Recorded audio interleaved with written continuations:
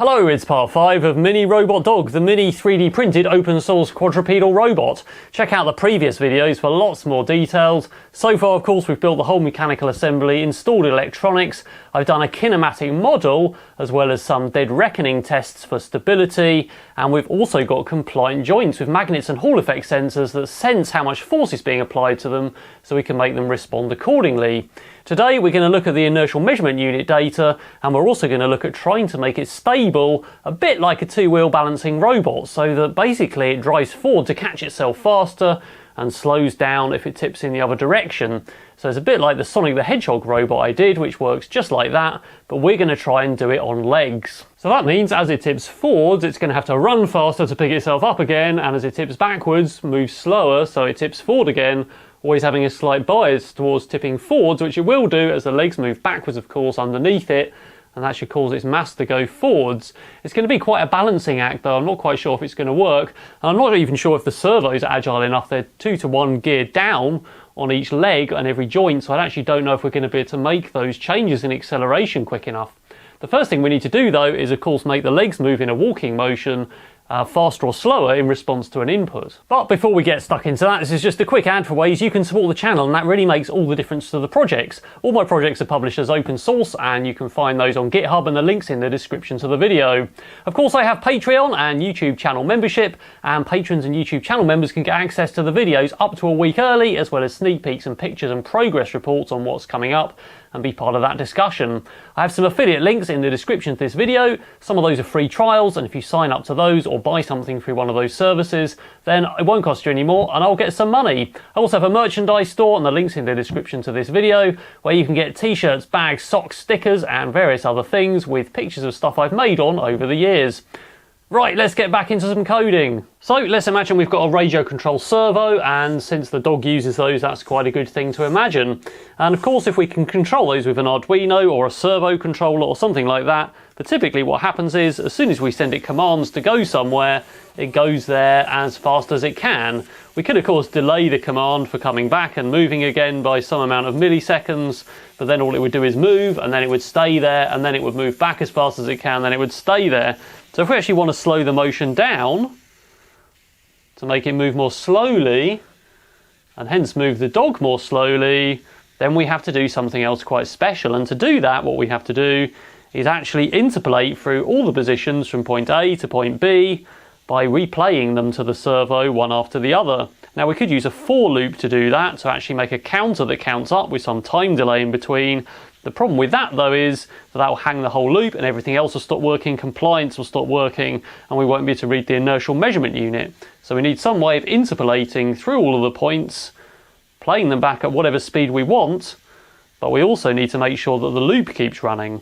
Now, one of the main things we need to consider here is that we actually need to change the speed of the interpolation, the speed of how fast those servos are moving whilst they're actually moving. So it's no good waiting for the next piece of the walking sequence and changing the speed on that interpolation. We actually need to be able to change the interpolation rate whilst it's in progress. Whilst that step is happening, we may have to suddenly move the legs quicker whilst they're mid-step.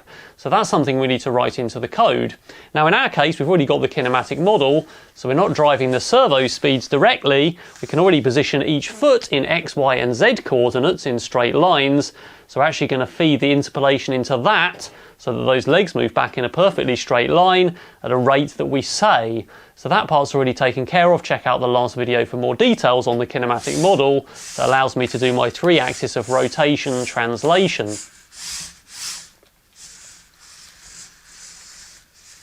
So the approach I'm going to take is that we've got point A and we need to get to point B. And in order to move at a specific speed, we need to divide the difference into lots of little chunks. And if we move through these chunks over time, depending on how fast we move through them, then basically that means we'll get there faster or slower. But what we're actually going to do is change the size of these chunks so they may get more spaced out. And we're going to do that dynamically during the move based on a multiplier, or in fact a division, of the whole distance divided by the rate that we want to move at. So here's my test code that I've written. Now we're running this loop every 10 milliseconds, which is the initial chunk of time. And we're doing a normal multitasking looking thing where we bookmark the time and we don't run the loop within the main loop until 10 milliseconds has elapsed. I'm reading an analog pot for now, and I'm mapping it to a suitable value, and that's going to give me the rate that I want to run the interpolation. So then I've got a little state machine, which is basically two states, state 0 and state 1. State 0 has a target value of 500, and the other one has a value of 2300, which are the limits I can drive a servo to in microseconds. If the current value, which we'll look at in a minute, meets the target value in each case, then we change state, and that goes to the other state here. So it's just an if statement, and it alters between the two when we get to the target value. We also bookmark the previous target value with the current target value before proceeding, and that means when we get to the next state, we've got a target value in a variable, and we've also got the previous target value. So we've got the difference between where it was and where it's going to in each case.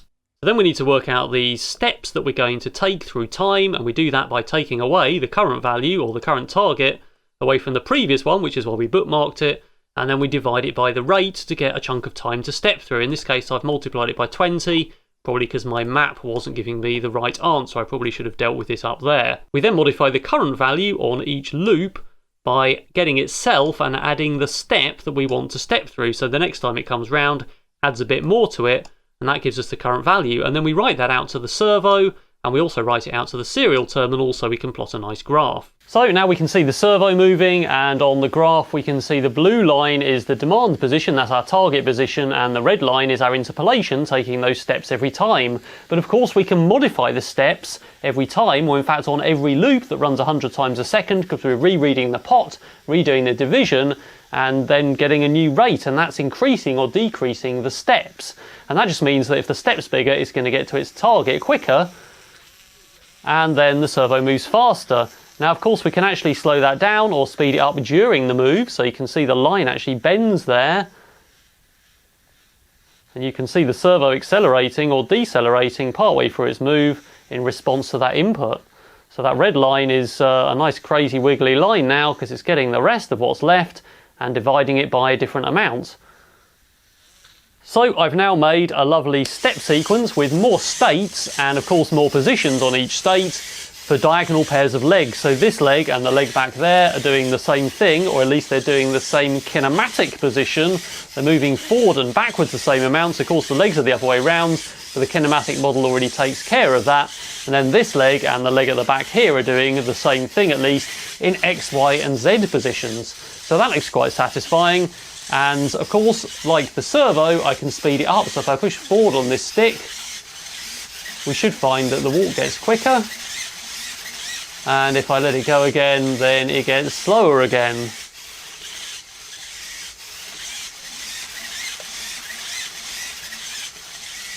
And of course it does that mid-move, as it did with the servo demo. So before we look at the inertial measurement unit data, and the inertial measurement unit was already installed with the electronics, and drive that data with an input and a set point via a PID controller to try and get out the rate that we want, I'm just going to try and manually test it by pushing this stick and letting it walk and seeing if I can fluke it. So a couple of episodes ago we did actually have it walking with diagonal feet going off the ground and putting them down straight away. It didn't go anywhere, it just stayed on the spot, and that was really a mechanical test.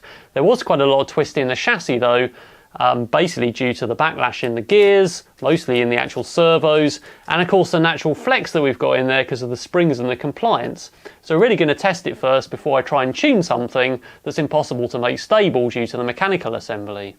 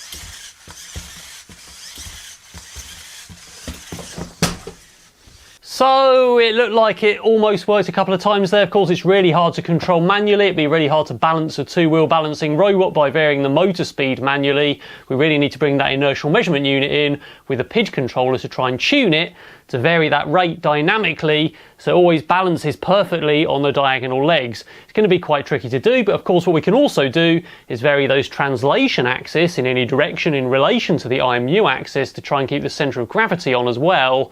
And combining that, we should eventually be able to tune it to walk dynamically. I don't know how well it's going to work. I don't know how agile those servos are to actually respond quick enough, but let's give it a go anyway.